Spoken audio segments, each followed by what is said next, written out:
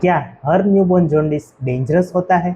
मैं ओपीडी में ऐसे कई पेरेंट्स को देखता हूँ जो अपने न्यूबॉर्न बेबी की स्किन और आंखें पीली देखकर घबरा जाते हैं। आज मैं आपको बताऊंगा कि न्यूबॉर्न जॉन्डिस कब नॉर्मल होता है, कब डेंजरस होता है और कब आपको डॉक्टर को दिखाना चाहिए। न्यूबॉर्न जॉन्डिस एक बहुत कॉमन कंडीशन है। बर्थ के बाद बेबी के बॉडी में बिलीरुबिन नाम का पिगमेंट टेम्पररीली बढ़ जाता है, जिसकी वजह से स्किन और आंखें पीली दिखने लगती है। ज्यादातर बेबीज में ये माइल्ड और टेम्पररी होता है, लेकिन कुछ केसेस में बिलीरुबिन बहुत ज्यादा बढ़ जाता है, जो डेंजरस भी होता है। सबसे पहले मैं आपको बताता हूँ कि नॉर्मल जॉन्डिस कैसा दिखता है। नॉर्मल जॉन्डिस यूजुअली बर्थ के 1 से 3 दिन के बीच होता है और 3 दिन के बाद धीरे धीरे कम होने लगता है। अगर आपका बेबी प्रीटर्म हो तो ये यूजुअली 3 से 7 दिन के बीच होता है और 7 दिन के बाद धीरे धीरे कम होने लगता है। स्टार्टिंग में ये सिर्फ फेस और आईज में दिखता है, बाद में पेट पे भी दिख सकता है।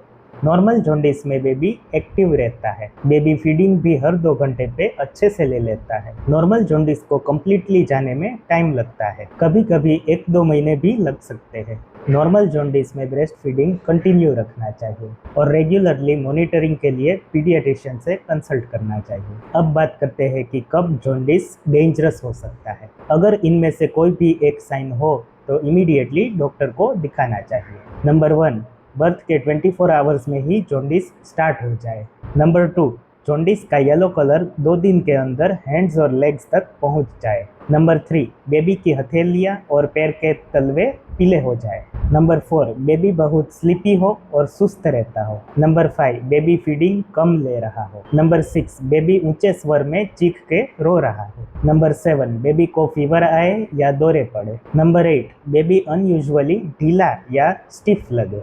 नंबर 9, बेबी में जॉन्डिस तेजी से बढ़ता हुआ दिखे। नंबर 10, 15 दिन के बाद भी जॉन्डिस ठीक ना हो तो ये डेंजरस जॉन्डिस हो सकता है और तुरंत ही डॉक्टर को दिखाना चाहिए, क्योंकि अगर टाइमली ट्रीटमेंट ना मिले तो ये बेबी के ब्रेन को परमानेंटली डैमेज कर सकता है। कई बार बेबी बाहर से माइल्डली येलो दिखता है, लेकिन बिलीरुबिन लेवल हाई हो सकता है। इसीलिए अगर आपको कोई भी डाउट हो तो अपने पीडियाट्रिशियन से कंसल्ट करें। याद रखें, हर न्यूबॉर्न जॉन्डिस डेंजरस नहीं होता, लेकिन डेंजर साइंस को इग्नोर करना रिस्की हो सकता है। अगर आपको इसके रिलेटेड कोई भी क्वेश्चंस हो तो कमेंट्स में लिखें। अगले वीडियो में अगर आपके बेबी का बिलीरुबिन हाई है तो आपको क्या करना चाहिए, इसके बारे में बात करेंगे। ऐसे ही यूजफुल वीडियोस के लिए फॉलो करें।